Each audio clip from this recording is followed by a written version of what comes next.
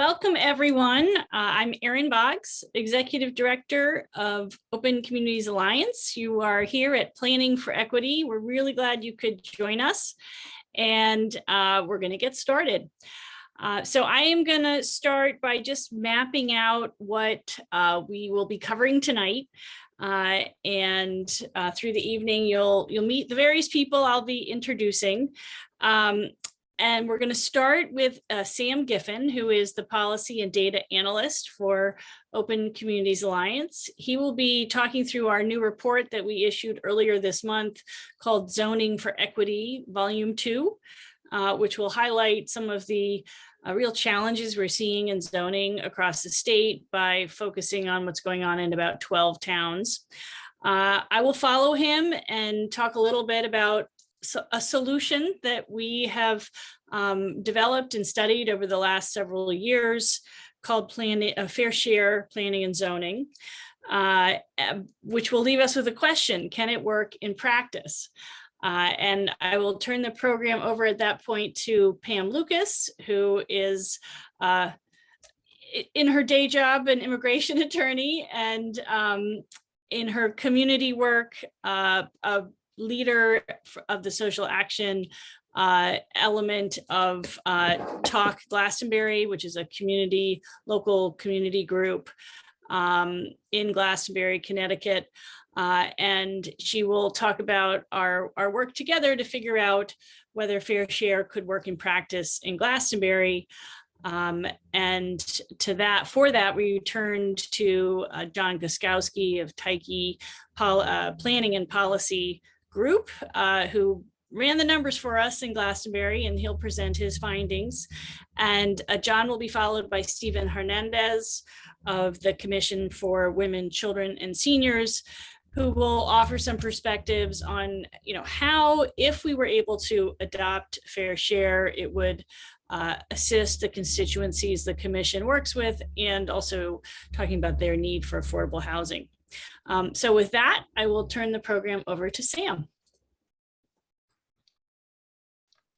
Thank you so much, Erin.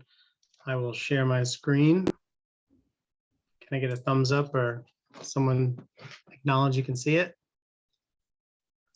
We can see it. Great, thank you. You're good. Thank you. So later on, as Erin mentioned, you're going to hear about what Fair Share is and kind of how it works in a locale in Connecticut. But I'm going to preface all that with a description of why we at OCA have been fighting for Fair Share for a number of years and are really actively pursuing it in the legislature this year as HB 5204. So what you see in front of you is a number of laws over the last half century or so. And this isn't an exhaustive list, but these have all been trying to accomplish essentially the same thing. It's a state policy that seeks to produce affordable housing in towns where there are zoning barriers, where towns are not producing affordable or denser housing, which is by nature more affordable. You can see they date back to 1969, and you might recognize Connecticut 830G in there.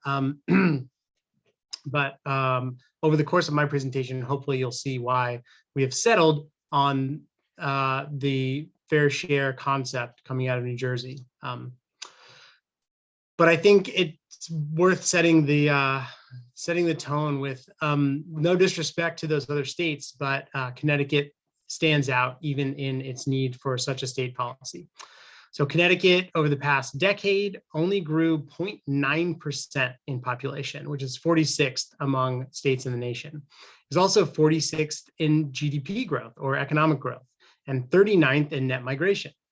It has currently the 10th highest housing wage in the nation, which means that a family would have to work 91 hours a week at the minimum wage in order to afford an average 2-bedroom apartment.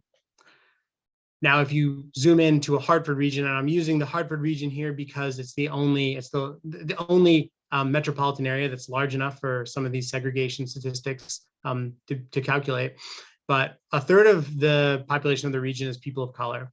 And yet the average white resident lives in a neighborhood that's 80% white. which is the 18th most segregated among large metro areas in the nation. It has the 12th highest Black-white segregation and the 6th highest Hispanic-white segregation in the country.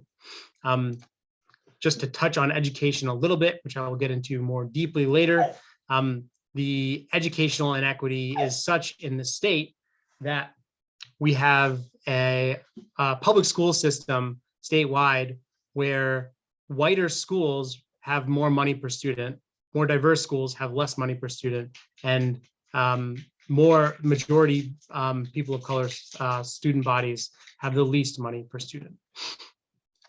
But what does all this have to do with zoning? So why are we in this situation of being expensive, stagnant economically, and segregated? We set out to sort of draw some of these connections in an in-depth study, which we published last year called Zoning for Equity, Identifying Planning and Zoning Barriers to Affordable Housing. And we really took a deep dive, consulting with land use lawyers and planners from around the state with years of experience, decades of experience in this. And we read every single word of the planning and zoning documents of these towns. The major finding for me was that it is too complicated, it is too complex to quantitatively measure how one policy or group of policies impedes affordable housing and multifamily housing. If you are measuring the frontage requirement or the setback requirement or the height limitation, you must also consider the density. You must also consider the lot size. The complexity and variability of how these policies work together to impede the development of housing is far too complex to measure quantitatively. So we took a deep qualitative look at how these regulations and planning are an impediment to affordable housing. A couple other big findings that stuck out in virtually all the towns. Special permits are probably a huge impediment. Anywhere there was a special permit requirement for multifamily housing, there wasn't a lot of multifamily housing. Everywhere that single family housing was available as of right, or with only a zoning permit, it was predominantly single family housing. The land for multifamily housing is just simply, there's not a lot of it. There's not a lot of land area that allows any form of multifamily housing. Density limitations are another limiting factor on top of all those factors. And the last two pay closer attention to because we decided to dig deeper. So there are stricter requirements for multifamily than for single family housing. And finally, towns favor age-restricted housing. So it's these last two that we decided to dig into more deeply in Volume 2. Zoning for Equity Volume 2 examines how towns treat multifamily housing differently, less favorably, how they discourage multifamily housing in favor of single family housing. And so this ultimately, excuse my menagerie here. Ultimately, we concluded that these towns are not even treating multifamily housing as housing. They're not treating them as a residential use, but closer to something like an industrial or commercial use, which may cause some harm to adjacent single family residences. Secondly, towns are not only favoring age-restricted housing, but they're opposing housing that accommodates families that have children.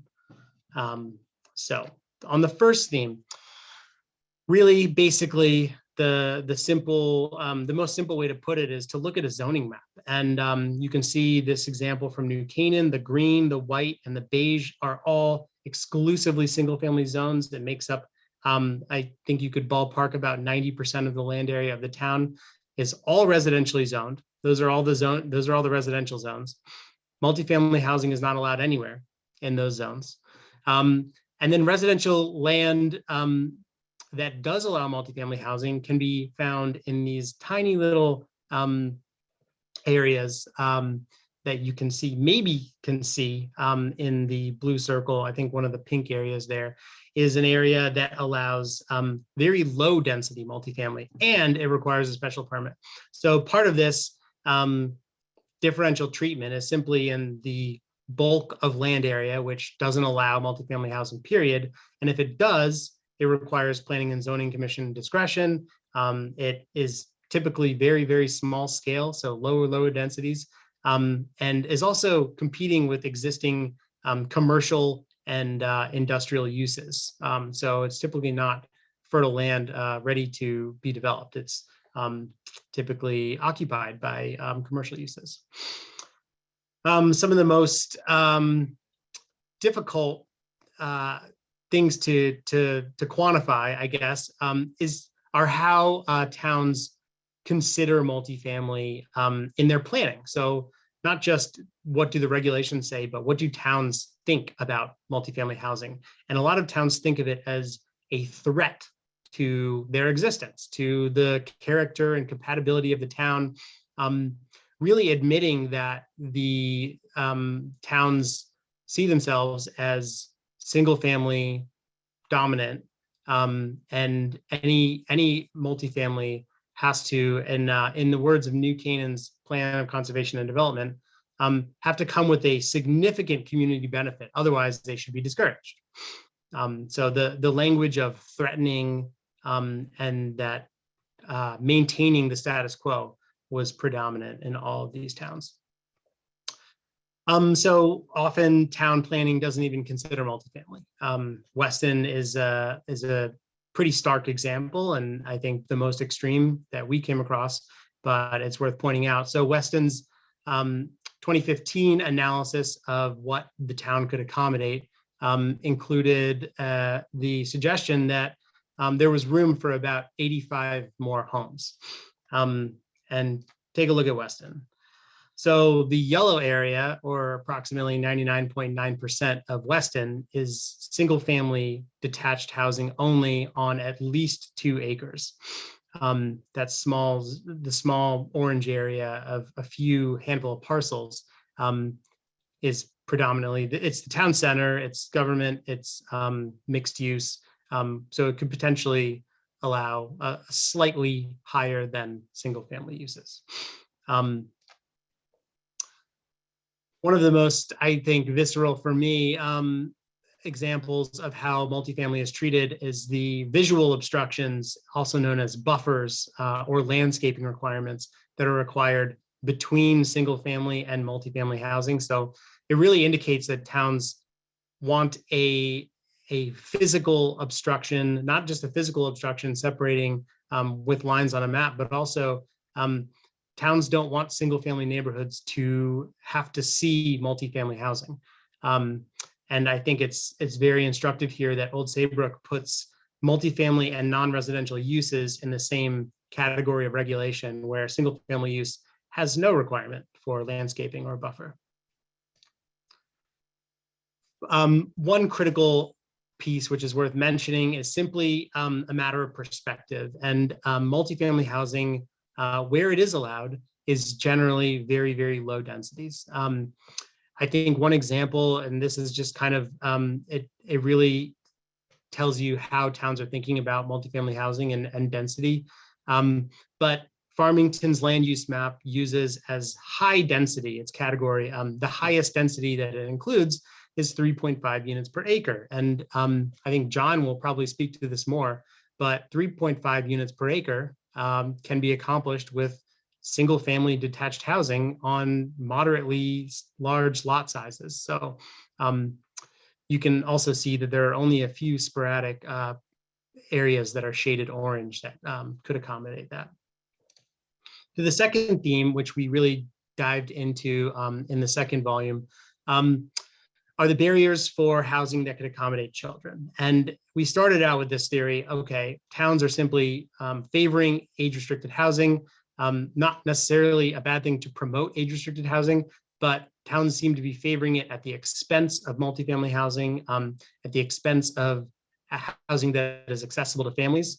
And there are a number of reasons that you could think of that are prejudicial that enter this this conversation, but simply looking at the data, you can see 9 out of 12 of these towns in their subsidized housing stock are majority age restricted and elderly.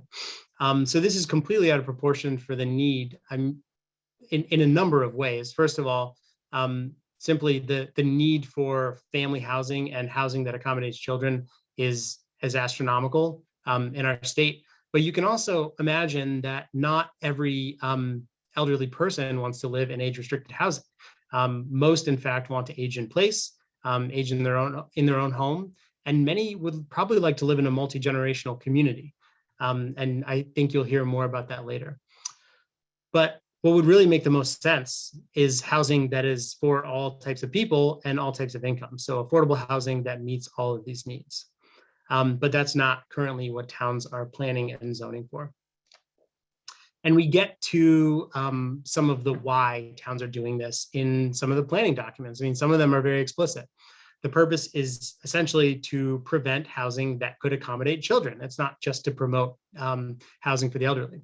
So the reasoning is children bring more costs from the public school system. But this goes beyond simply let's oppose housing that could be accessible to families with children.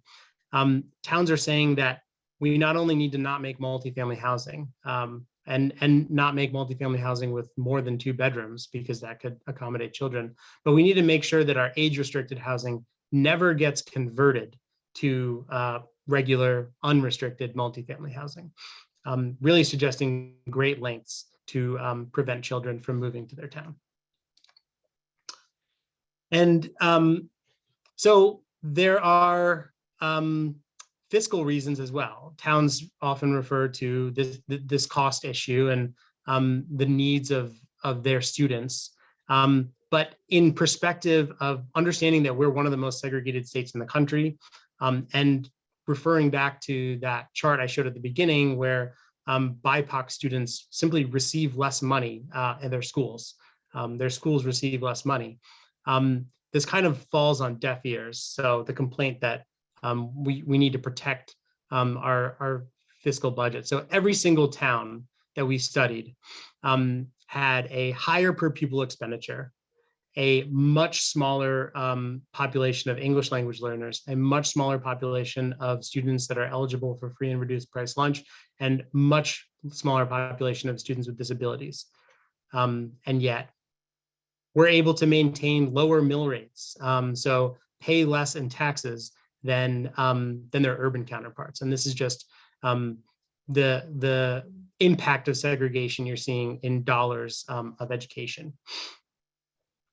So why do we need fair share? There are clearly infinite impediments. There are as many as you can possibly imagine. If you pass a law about lot sizes, the frontage will be an issue. If you pass a law about floor area ratio, height restrictions can be an issue. If you pass a law about land area, density limitations will be the issue. There are a million things that can get in the way of affordable housing. And you'll see in a few moments that there are nearly as many solutions that towns have at their disposal. They just need a system that forces them to bring their creativity, their local knowledge towards the production of affordable housing and more equitable state. And with that, I'll pass it over to Erin. Thank you. Great, and I will share my screen.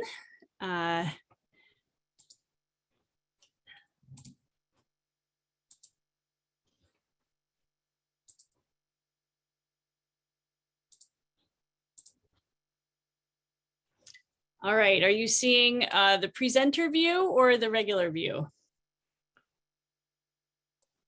I think it's regular. You're good to go. Yep. Okay, awesome, thank you. So before I jump into the presentation, I did just want to note that we're really thankful today that our other presenters are also members of a consortium of organizations that OCA has played a role in pulling together called Growing Together Connecticut, which is pushing for both more affordable housing in places with a dearth of it, and also community-led equitable investments in places that have for too long been under-resourced, which are generally our cities. So we didn't come to Fair Share just by happenstance. We came to it after 7 years of interviews and conversations with community members, zoning board members, state officials, builders, and others. Then 5 years of research exploring models in other states that Sam referenced, such as California, Maryland, Minnesota, Massachusetts, Oregon, and then really landed on New Jersey as a place that can help us address all of these issues that Sam just flagged and that were apparent in Zoning for Equity volumes 1 and 2. And then with Sam's help, we were able to dig into the data in Connecticut to really think about what a fair share model would look like on the ground here in our state. So in a nutshell, what fair share looks like and what is embodied in House Bill 5204 are these 4 steps. So step 1 is to determine the need for affordable housing, something we have lots of state laws that say we should be doing anyway. Step 2 is allocate regional need out to towns in a fair way that considers town resources and past efforts to promote affordable housing creation. Step 3 is empower towns to develop their own plans with clear goals and technical assistance. And then step 4 is to design realistic, thoughtful, and meaningful incentives and enforcement. There are several reasons why we really like fair share. One is, and excuse me, there's a door open here and a child singing in the background. The first is that it really helps us meet the urgent and significant need for housing that is affordable to a range of incomes. So in Connecticut, we know that there are 474,000 families who are paying more than a third of their income or 30% of their income towards housing costs. And then there are more than, there are about 22,000 family or 220,000 families who are paying more than 50% of their income towards housing costs. Those could include millionaires, and we're not as concerned about them. So we want to look at the folks, say, who are at 80% of area median income for a family of 4. That is about $80,000 a year. And that's about 208,000 families who are at that, paying half of their income towards housing costs. And then still, that's a big number. So we look at folks at 50% of area median income who are earning, about $50,000 a year for a family of 4. That's 188,000 families.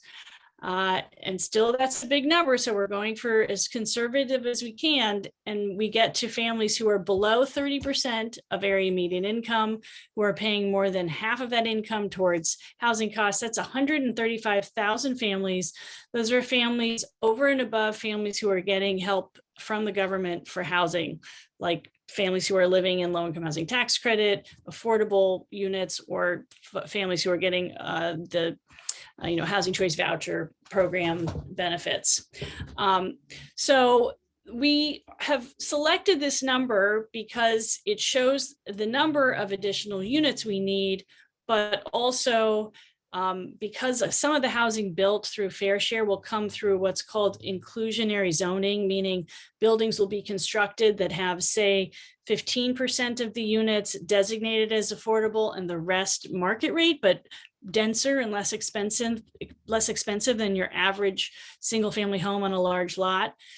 Those two things combined will help us get to housing that is affordable for families who are in that lowest income category, but also families who are at higher levels but still in need of affordable housing.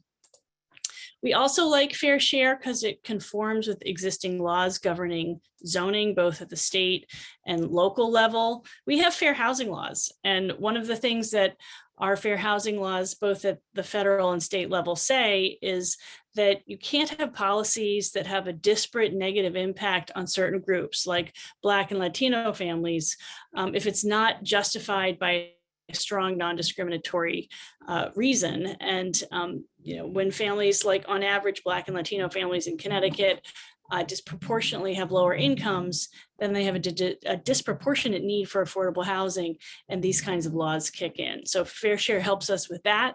Fair Share helps towns comply with the Zoning Enabling Act, which is the way in which the state, which really has the control of zoning, it's a state power zoning, and they delegate it out to the towns according to certain rules. And those rules say that towns need to encourage the development of multifamily dwellings.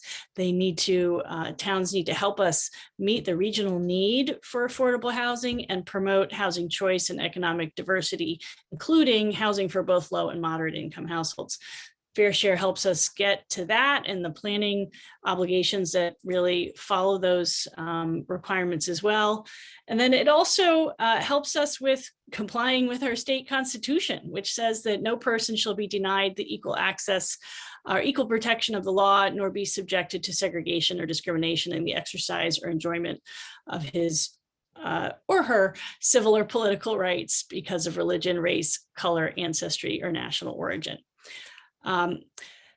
Another thing we really like about Fair Share is that all of these really innovative and exciting strategies to help make zoning more equitable, things like inclusionary zoning, missing middle housing, including missing middle housing that might not be on sewer, affordable housing trust funds, transit-oriented development, all of these are actually tools that can help towns reach their fair share. So while there'll be goals set out through a Fair Share process, towns remain in the driver's seat. That local input remains important. And as Sam was saying, local creativity can help design really fantastic ways to get to the Fair Share goal. We also like Fair Share because it's working somewhere else in our region.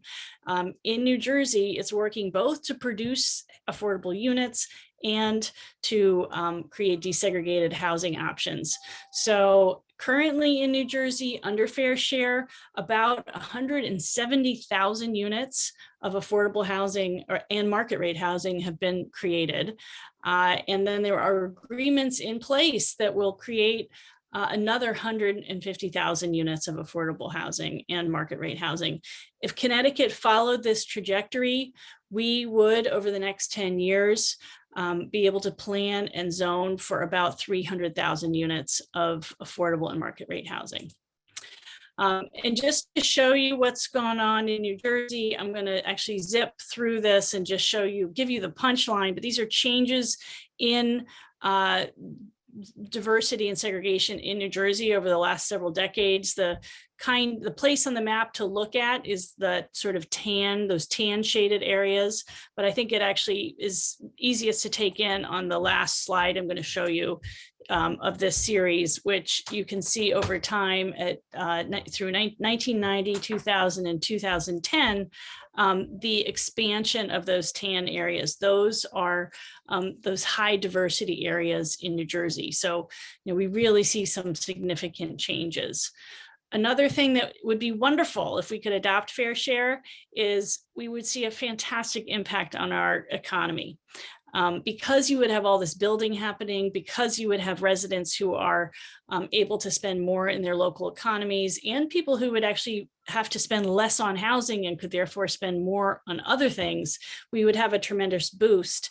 This analysis here is based strictly on market rate units that would be created through inclusionary zoning under Fair Share. So it doesn't even count what would happen with the more affordable units. But through these market rate units, we would see almost $60 billion in income for Connecticut residents, about $12 billion in state and local tax revenue, and about 80,000 jobs created. For those curious about how we get to these allocations, we're really trying to see, what towns have done so far in creating affordable housing and what their capable of sustaining in terms of affordability within their town. So we're looking at the town's income is defined by their median income in the census. Wealth is defined by the grand list. Multifamily housing percentage and poverty percentage. So the higher the income, the higher the wealth, the lower the percentage of multifamily housing, and the lower the percentage of poverty, the more each town is considered capable of handling. Each factor that I just went through tracks back to our Zoning Enabling Act 8-2 or other sound planning principles. And then we've also capped the amount of units that any town would be expected to plan and zone for at 20% of their current housing stock, just because we think that's a reasonable approach in terms of growth. Then these are, these numbers are handed out to towns. We've recently, we have come up with a way to do this that is one approach. There are other approaches, and we're constantly revisiting how we originally ran the numbers for fair share. Our most recent scenario is that we would include a fair share obligation for some of our cities, which we had originally taken out of the analysis. So with this new analysis, we would see towns like Glastonbury with 1,482 units, towns like Basra with about 200 units, towns like Fairfield with about 2,000 units, towns like Bridgewater with 126 units. Now, this is over 10 years, so there's quite a period of time to get the housing planned and zoned for and set up to build. There are other things that we would recommend be part of a fair share process that aren't spelled out in the current bill. And that's on purpose because we think there should be a stakeholder discussion around this. But we need to make sure that housing that is missing from the market because it's not appealing for towns because some towns are trying to avoid having kids, or to developers because they will make less money, are also part of the mix because we very much need them. So there'll be an inclination for many towns to lean towards homeownership, lean towards age-restricted housing. And while both of those things are important, we need to make sure that's not the entirety of the fair share that they're planning and zoning for. We also need to make sure we get at some of those, housing for some of those households who are that 30% of AMI level. We need to make sure we get to those households who are at 50% of AMI. That's around 50% or $50,000 a year for a family of four. We need to make sure that 2 bedrooms and 3 bedrooms and 4 bedrooms are being constructed. And we need to make sure that not everything built is just studio apartments. So those are just some recommendations we have. Also, to make sure that we're thinking hard about the segregation in our state. We need to make sure that housing that is produced is marketed across racial lines with affirmative marketing. And we need to make sure that towns are not pushing all of the affordable housing into just one corner of town that may already be a high poverty area of town. And then to make sure that we are emphasizing the critically needed types of housing even more. And this is something I really wanted to lift up in this presentation because we haven't talked about it a lot over our advocacy for fair share.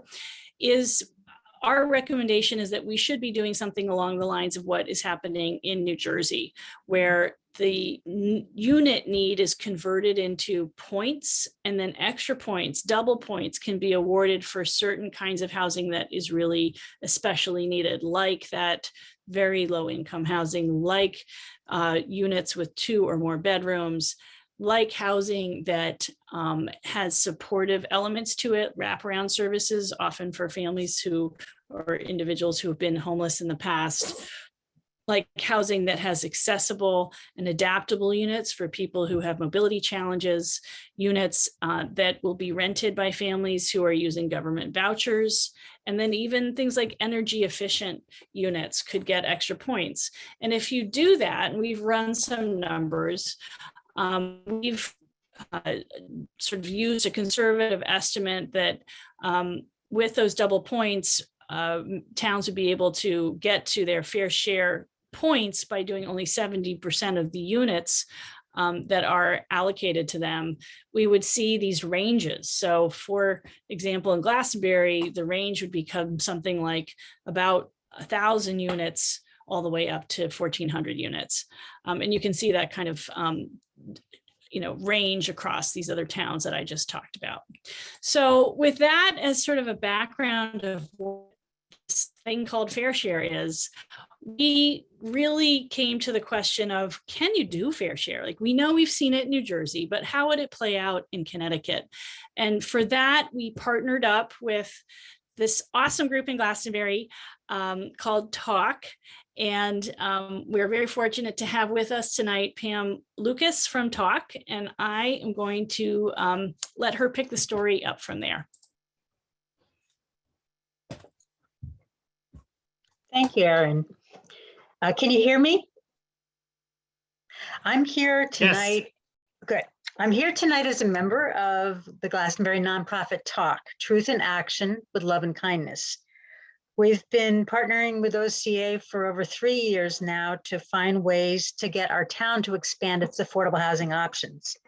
And through this partnership, we've been fortunate to work closely with Tyche Policy and Planning Group on the report that you'll hear about shortly, Implementing Fair Share in Glastonbury, Recommendations for Action. To give you a little background, Talk started with a group of concerned citizens who met in the town library following the Trump election. We were intent on engaging in nonpartisan dialogue and advocacy on social and political issues. By January 2019, our Social Justice Committee was born.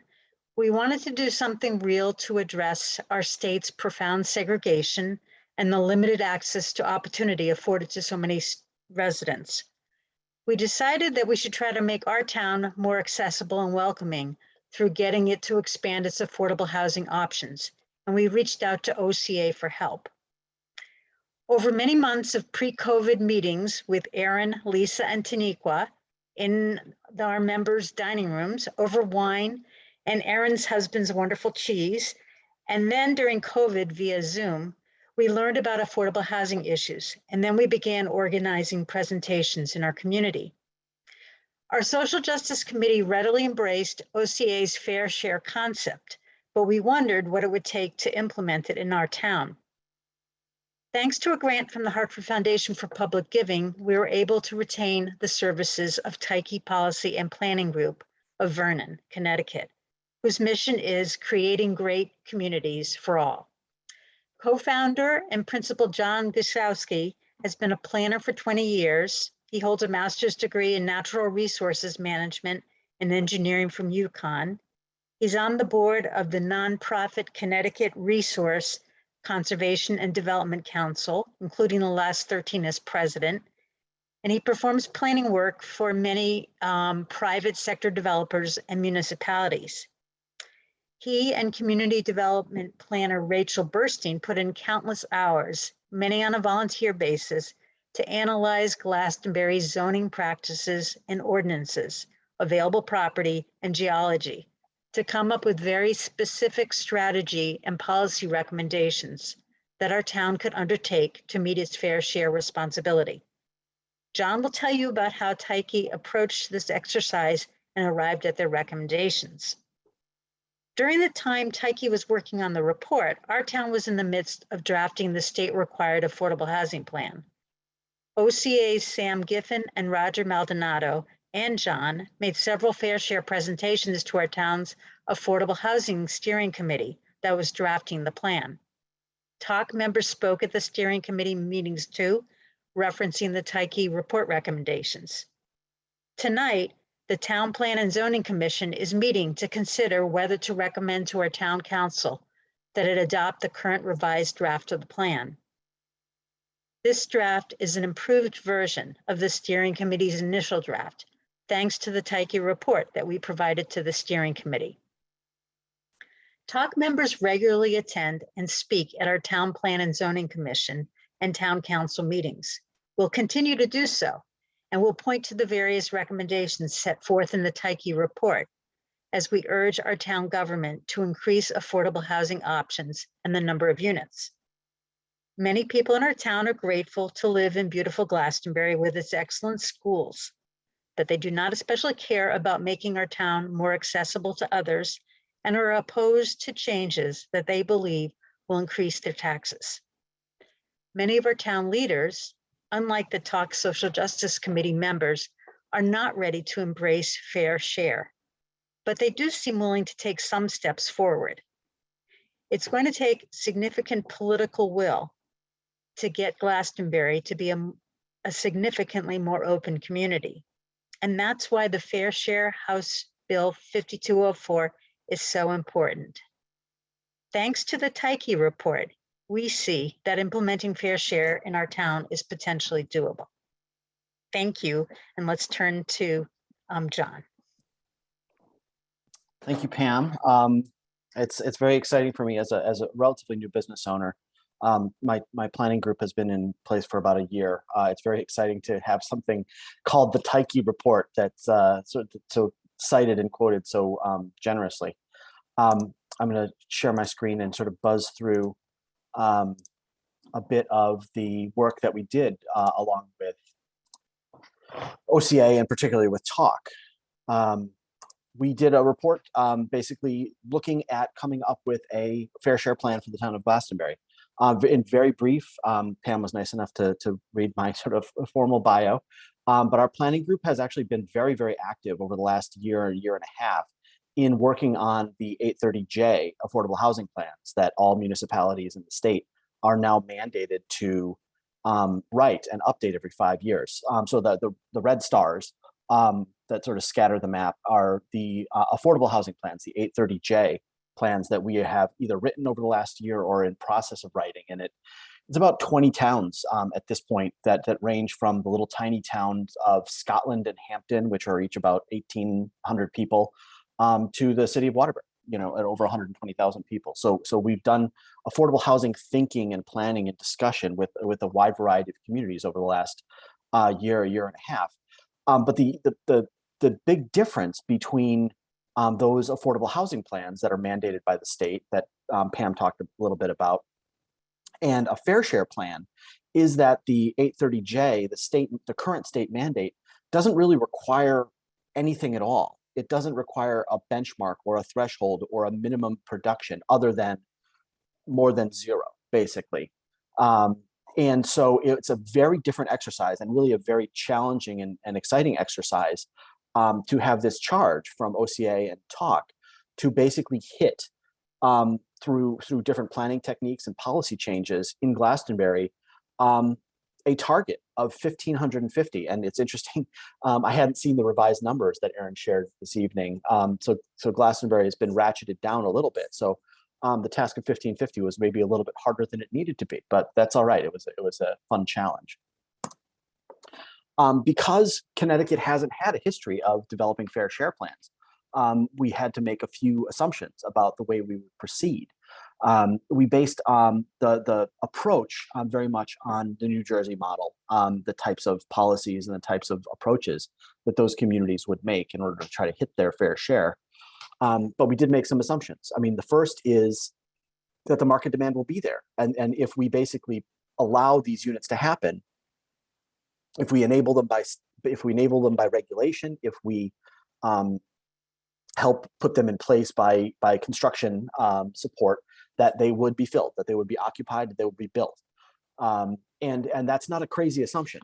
Through the process, we've had a number of conversations and crunched a lot of numbers. A couple of the really interesting numbers that we came across was that Glastonbury over the last couple of years has functionally zero vacancy for its multifamily rental units. It is a very popular town, particularly for rental. And what that tells us is that demand far exceeds supply.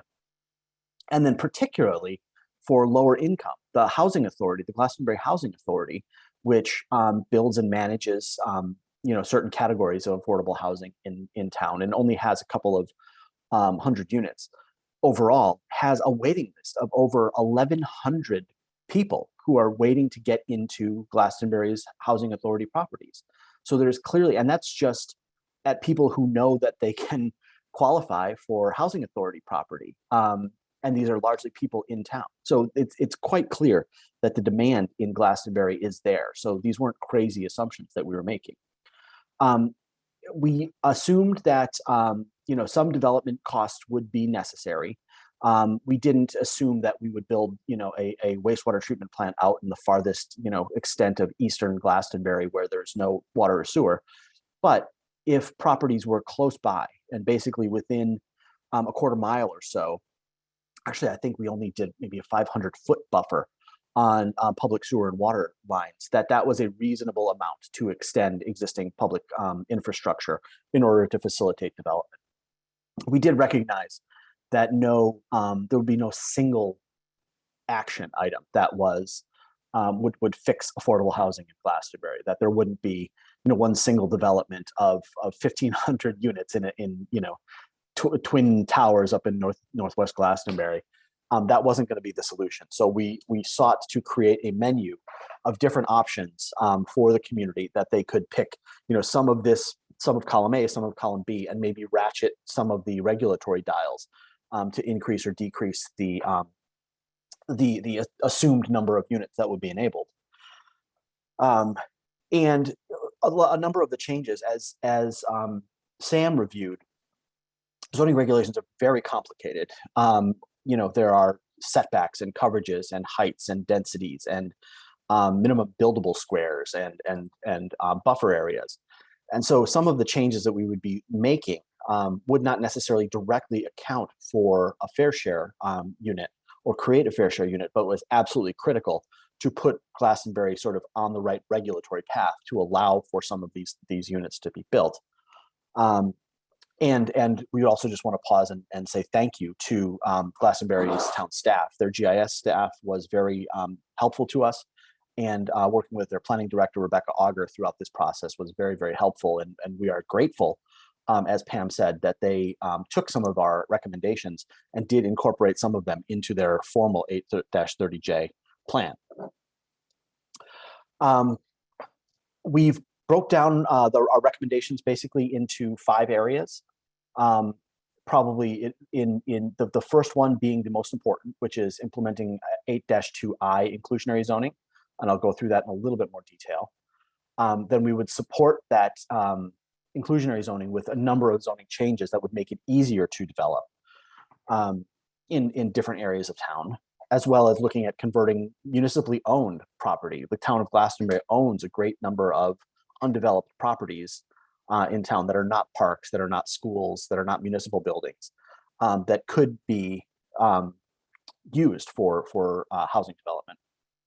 And then as well as that, making actual direct investment in this, that the town of Glastonbury would actually put their money into this as a municipal priority. And then some of the other suggestions were looking at converting underused retail or office facilities, and then some other policies and implementation strategies. So we'll go through those sets very briefly. The first is the most important, and I think where just about every town in the state needs to start, which is inclusionary zoning. This is a enabling statute that municipalities are given the right by the Connecticut general statutes, which, as Aaron said, do control zoning. However, most of it is delegated to the municipalities. It is a piece of enabling legislation that it would allow a municipality anytime they'd have a municipal development, a housing development over a certain size, to require a portion of that housing development be set aside to be available for lower and moderate income people. You can also achieve this through the use of density bonuses, in addition to the requirement, or allow people, developers, to pay into a housing trust fund. So it's very, very similar to the way that subdivision development open space requirements are done, if you're familiar with those. Whereas, whenever people subdivide, there's usually a set aside of open space, 10, 20, 30%, that the town or a land trust would set aside for protection, or the town would receive a fee in lieu. And so this is a very common practice when it comes to subdivision. It basically is the same structure for affordable housing, development.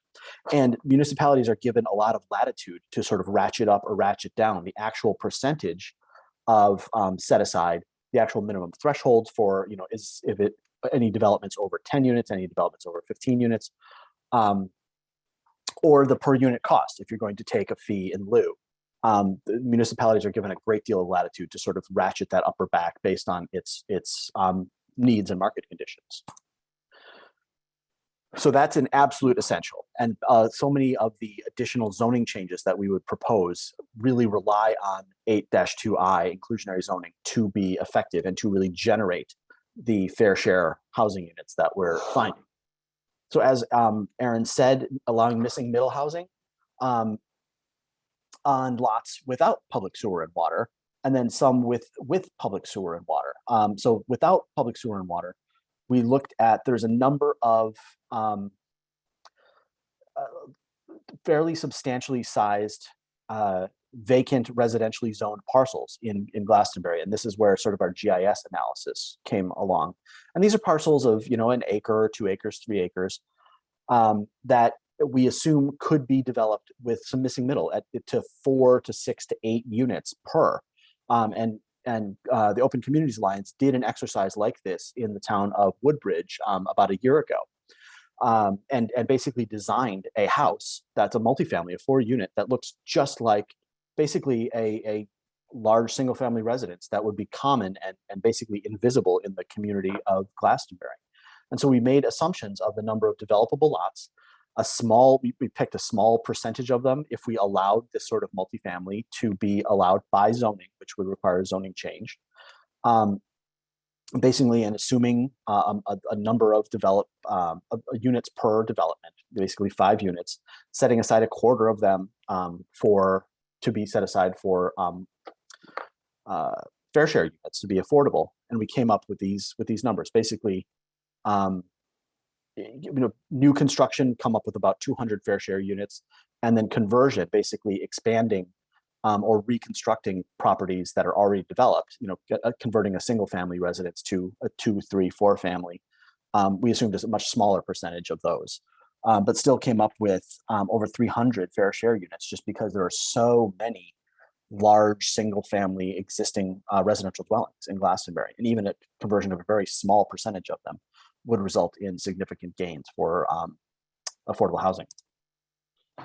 The second half of that is looking at those areas where you do have public sewer and water. And so these are not only the areas that the town has already made significant public infrastructure investment in, but this is where most of the stuff in Glastonbury is.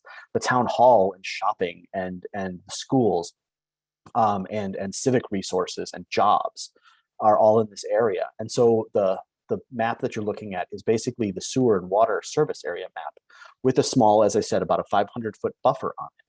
And within that service area, there are 175 vacant residentially zoned properties with sewer and water.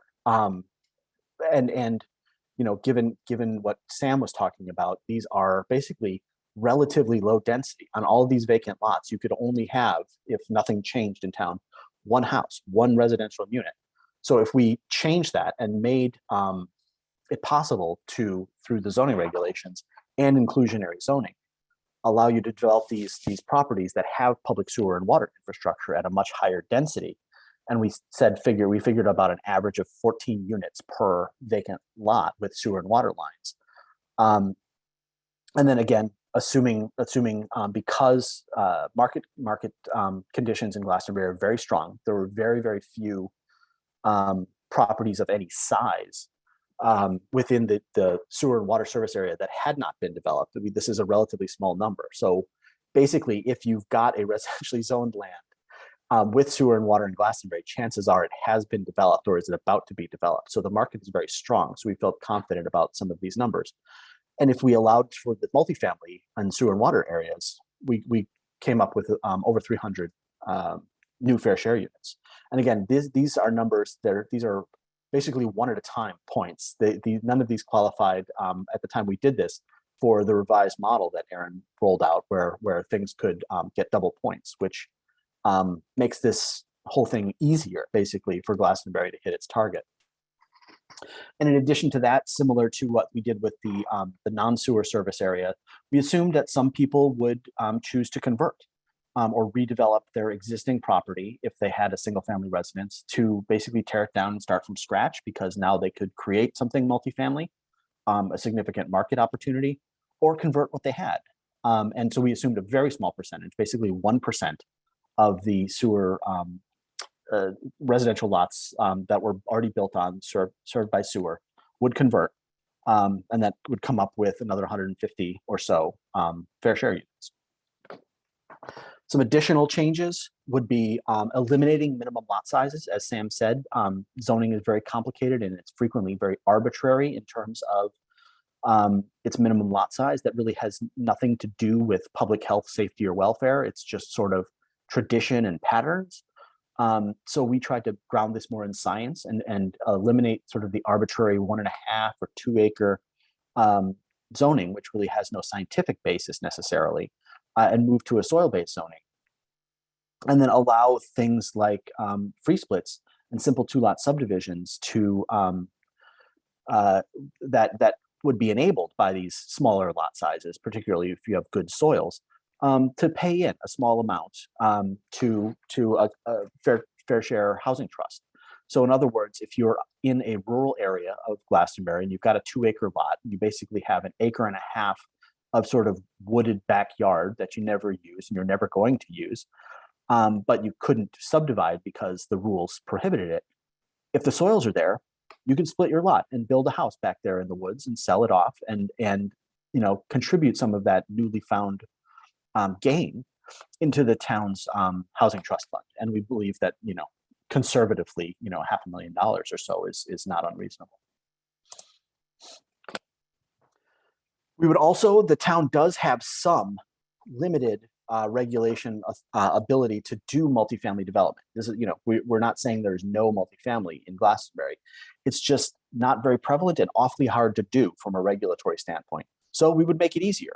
And particularly we would target properties, target more properties that again had access to sewer and water or were within some of those higher density built environments, but not exclusively. And we did a search, and there is, for instance, the property on Addison Road that's on your screen right now is an old farm field, but that's entirely surrounded by multifamily and business and higher density residential. It has sewer and water, and it's 20 or 25 acres that could all in one swoop be several hundred residential units, including a lot of affordable units, by just making it a little bit easier to land and to site a multifamily development property. And so focusing on these potential higher capacity properties can yield quite a few units. The next set of recommendations dealt with converting municipally owned land, as I discussed. And we did a search for ownership and sort of did a vetting through the town and through our friends at Talk, who have an outstanding understanding of the facilities in their town. Both of these examples that are shown here on Hebron Avenue, on the corner of Hebron Avenue and Keeney Street, is an enormous lot. I mean, it's separated with a corridor of wetlands, but it's 32 acres with frontage on 2 streets, and it has sewer and water basically right next door. And this is essentially a free lot. The town owns it. The town could partner with a developer or work to develop it itself and create several hundred units easily. And similarly, a smaller property on Western Boulevard, which is sort of in the core of the business district of Glastonbury, but there are some residential and multifamily in the area, has 5 acres with sewer and water availability and could easily support at least 100 residential multifamily units. And again, with the town's control of these things, the town would control the development and could make these as affordable as it wished, with very little challenge. And then came the straight money things that the town would through fair share be required to make progress on its affordable housing situation, which means ideally it become a budgetary priority. And that's really the way that municipalities set their priorities and express their priorities by, being the things that get funded, schools and public works, roads, and things like that. But affordable housing and housing availability is a critical element of that. And so with an investment of, we assumed about 25 million over 10 years, which is not an enormous amount for a town of Glastonbury's size and wealth, could dramatically support direct funding to the housing authority or create a new public-private partnership for a housing development entity, and then also support both financially and administratively private development that are seeking low-income housing tax credits, which is the primary way which affordable housing is done in the private sector in Connecticut, by using with developers who qualify for and receive these low-income housing tax credits that really make the difference between a project being able to be funded or not. And those projects that are supported actively by a community score much better on these highly competitive tax credit programs. So if Glastonbury put its money where its mouth is in terms of saying this is an important category of investment, it can really unlock a great deal of construction and development. And a couple of the other categories of recommendations, and particularly these was interesting over the last couple of years to look at. And in COVID, we saw a tremendous decline in the demand and use for office space and retail space, but I think particularly office. And even as things are recovering from COVID, employers are discovering that more and more people like to work from home. They're discovering that it's cheaper and more efficient. They have to lease less office space for them. And so what that is resulting in is in areas like in Northwest Glastonbury, where you have these big office parks, there's a lot of vacancy. And the property on the screen shown, and I haven't checked it lately, but this was on the market for about $3.5 million, which was about $10 a square foot, which is an incredibly inexpensive amount of money for office space of that caliber in that location. And so if the municipality were to, number one, unlock its zoning regulations to allow for retrofits, and number two, work with developers to enable this sort of thing, either financially or administratively, a lot of office space, and the one we're looking at is, I think, over 65,000 square feet, could very easily be 60 to 80 residential units. And this is just one property we happen to find on LoopNet, which is a commercial real estate site. There are, almost certainly multiple opportunities like this over 10 years that could be converted to residential.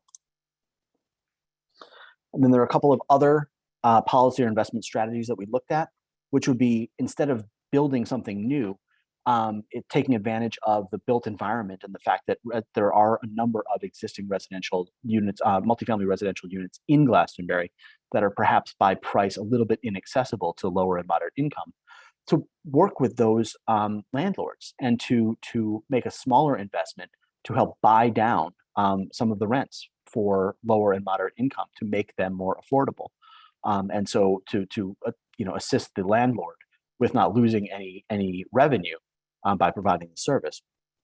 Or similar to a CHFA or a USDA mortgage, create a municipal program to help buy down mortgage payments or provide more opportunities for entry-level affordability for people who are just out of range for being able to buy into Glastonbury from an ownership standpoint. A small municipal investment to a first-time homebuyers program could help unlock that. And then some of the other regulatory changes, allowing accessory apartments and second units, which is to say accessory dwelling units as of right. I haven't checked lately, but I believe the town of Glastonbury was moving towards this, which was a requirement of Public Act 21-29 passed last year. However, that act did include a municipal opt-out provision, and we strongly encourage Glastonbury not to opt out, but in fact allow accessory dwelling units as of right. But those accessory dwelling units in and of themselves do not necessarily contribute to the town's bottom line of affordability, whereas they are probably more affordable, in small a, generally speaking, because they're, an apartment above the garage or a cottage in the backyard. If there could be a restriction on them, which is an incentive that the town could consider, you could create some of these dwelling units that would be accessible to lower and moderate income and contribute to the town's fair share bottom line. So all of these things combined, and again, each of these, the aggressiveness or the assertiveness of the municipality in implementing any or all of these can be dialed up or dialed down to help the community get to that fair share number, which is sort of the creativity and the prioritization that each municipality can work with, that Aaron and Sam were talking about. It is not that Glastonbury or any other community would be mandated to just build those two, 750 unit housing towers. It would be able to be tailored to the specific conditions, to the infrastructure, to the built environment, and to the regulatory environment of each individual municipality to come up with that fair share number. But what we discovered in our report was that it was very possible if the municipality took it seriously and did make these regulatory changes and investments, none of which are unrealistically drastic. And so that's where we got that report. We were, again, very, very happy to participate with TALK and OCA in this activity. And I believe, and Aaron can correct me if I'm wrong, but I believe the now famous or infamous Tyche report is available on the OCA website. Yes, it is. And thank you, John. It's so exciting that report is so exciting because it shows how doable this is if we put our minds to it. And now I want to turn the program over to Stephen Hernandez of the Commission for Women, Children, and Seniors to talk about affordable housing and the needs of the constituencies that the commission serves, and why all of this is so important in real life. Aaron, thank you for that. And thank you firstly for such a thoughtful series of presentations on the question, not only of affordability, but also on all of the ancillary initiatives and supports that wrap themselves around our families as they navigate their trajectory toward success and their trajectory toward really contributing to the value of the values of the state of Connecticut. So I wanted to address, there are always elephants in the room when it comes to this work. And I think that it's important to talk about the families that we represent as a commission, that we work with as a commission, and just to try to frame the discussion in a slightly different way from the perspective of those families. So firstly, there are some myths about what it means to be a low-income family. And some of those myths are, and I'm just going to state them for the purpose of this conversation, but those myths are that low-income families don't work hard enough, that they have no ambition. Other myths are that they have a loose sense of family, and that poor people want to be poor, or at least there aren't the skill sets necessary to break those cycles of poverty. Now, what's remarkable about the families that we work with is that 2-to-1, every one of these myths is false. What we see in our families is that for our families, affordable housing really is transitional housing, because our families are ambitious. Our families work together across generation to break intergenerational cycles of poverty. Our families have goals and dreams for their children. The families that we work with, when they see the poverty around them, imagine a better life for themselves and for their children. This is why they have 2 or 3 jobs. This is why they take difficult to find transportation to hard to reach jobs to make minimum wage to support their families as best they can. So the mythologies about low-income families do not connect with what we are actually seeing in our communities. There are other mythologies about low-income families in terms of what they will bring to communities, some of the communities that are considering some of these affordability options or holding them back. Some of those mythologies are that those families will bring crime, that they will bring reduced values for property, and that they will bring higher taxes, some of the things that we mentioned today in this conversation. Now, when you think about affordability and affordable housing as transitionary housing, as housing that leads families to something better, to something greater, this couldn't be further from the truth. The fact is that the fact that Connecticut is such a segregated state economically is not sustainable, neither for the towns that are bearing the burden of high density poverty or the towns that are losing population year in and year out. The model is not sustainable. And the future that Connecticut faces, unless it addresses this unsustainable model, is more and more collapse, not only in the cities that are bearing this burden and the people that are having to live in this density without any vision for being able to get out of that density, because there is no affordability in Connecticut. But it's also our smaller towns that are holding on to those large tracts of land without any vision for how it's going to diversify its income streams, how it's going to modernize the way that it thinks about its own future and its own families, and really provide opportunities. So if anything, what I want to leave you with today is a renewed vision of what it is that we're talking about here. We're talking about families that work hard. We're talking about generations of family that work together. We're talking about families with a vision of breaking intergenerational cycles of poverty. And we have to look into the mirror of the history of Connecticut that got us here in order to be able to break the trajectory that we are on as a state. And that is a trajectory where we will continue to deplete as cities and towns unless we learn to live more fruitfully together and appreciate each other's families as families that bring promise, hope, and sustainability to the state of Connecticut. So I just wanted to present that, Aaron, because when I work with our families and at the commission, we think about our families, we are optimistic about our families. We are optimistic about our towns, whether they be our cities, great and small. And we have a vision for Connecticut that is diverse, that is mobile, where we move from our towns one to the other, and that the disconnect between our towns is ever blurred, and the connection of progress and productivity is experienced in our cities and our suburbs alike.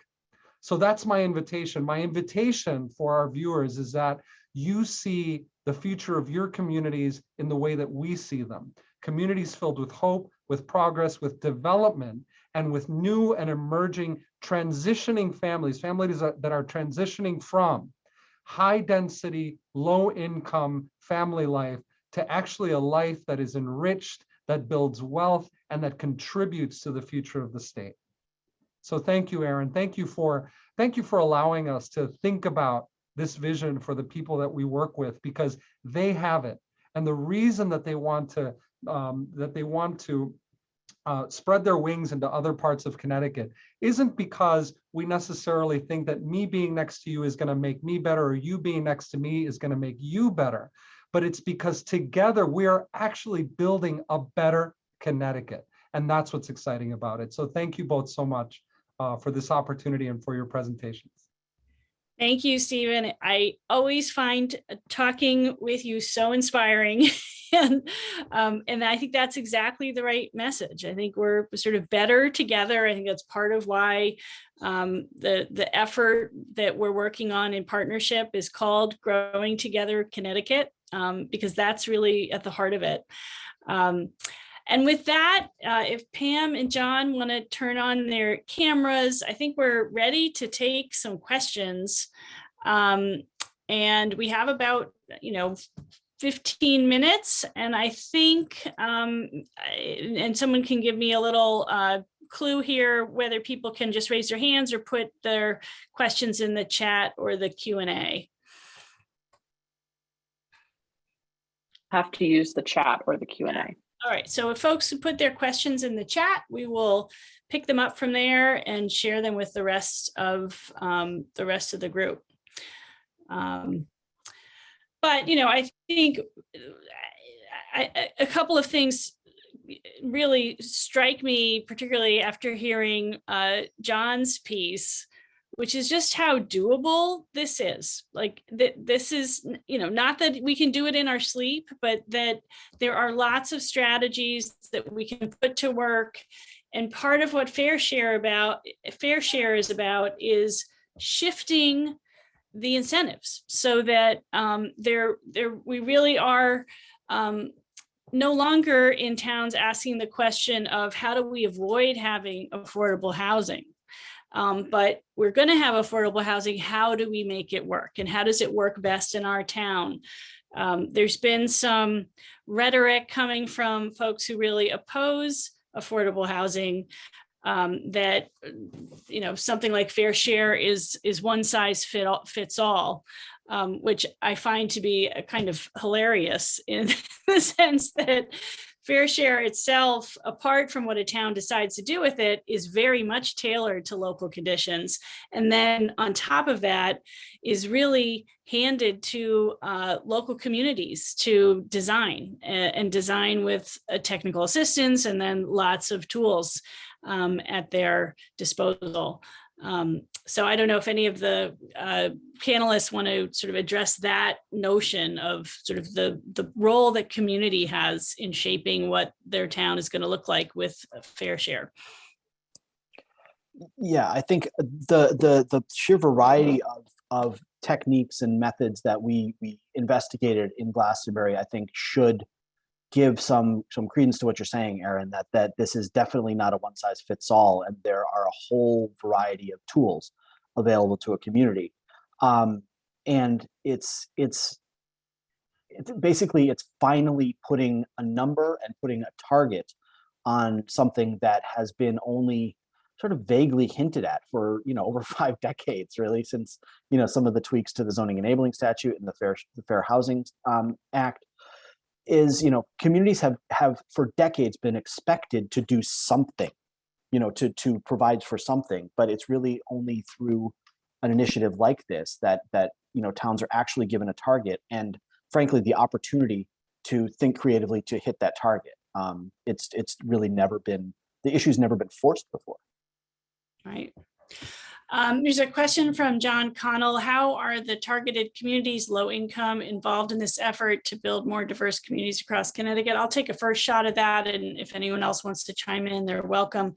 You know, at Open Communities Alliance, we can always do more to solicit input from communities that are really sort of bearing the brunt of our history of segregation and disinvestment from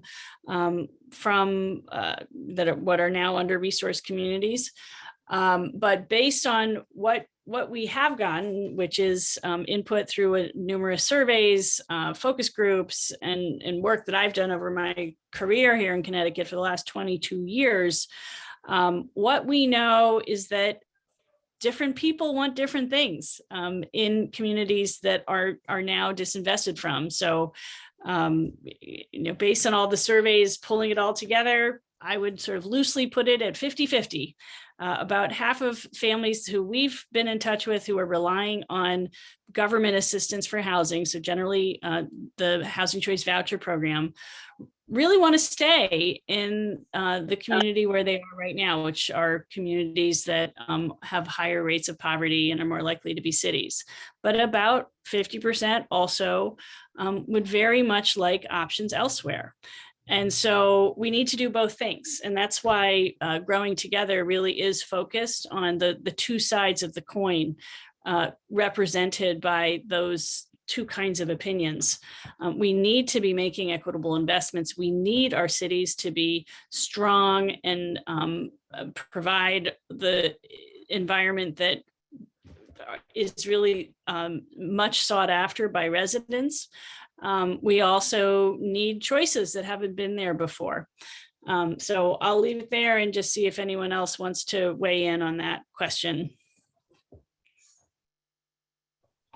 I would just say, if I can interrupt that, look at the waiting list that we have in our town for the limited number of affordable housing units that we have. That tells you that there are people that would like to be living in Glastonbury.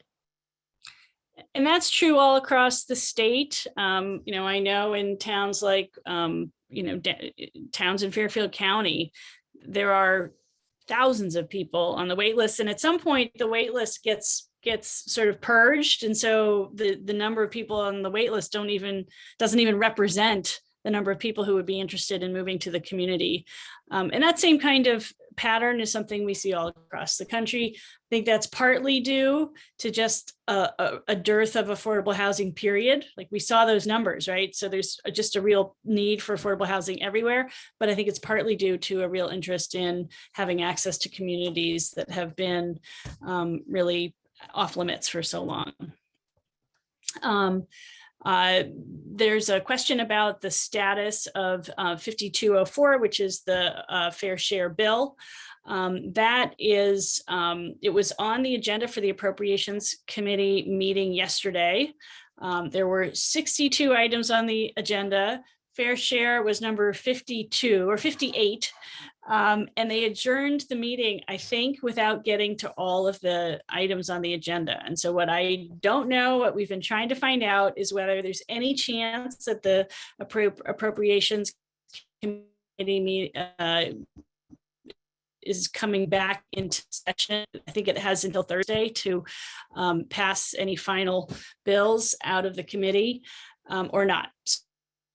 So that's something, if anyone else knows the answer to that, we welcome input. That's what we're waiting to find out from some of our contacts at the legislature. Next question is, as a follow-on, do you ever know if you build these affordable housing communities, will target communities come? I think we addressed that already.